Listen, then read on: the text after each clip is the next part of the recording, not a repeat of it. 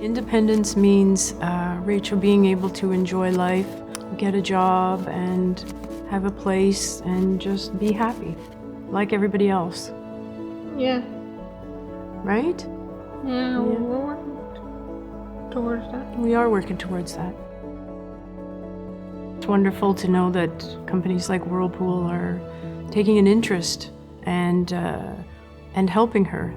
The MagnusCards really are very helpful, and we're really grateful. We pull out the MagnusCards to see what the steps are, so we go over them before we start. All the steps are lined out very clear. I think it just puts her mind at ease if she knows what to expect. We found them very helpful, and sometimes it's reinforcing what she knows, which makes her feel good too. Sometimes being autistic, it's being given the opportunity to do these things, because some people feel that you won't be able to. So given the opportunity to show people that you can cook on the stove or do a laundry and do it successfully. For Rachel, I think that's the biggest hurdle, is people letting her do it.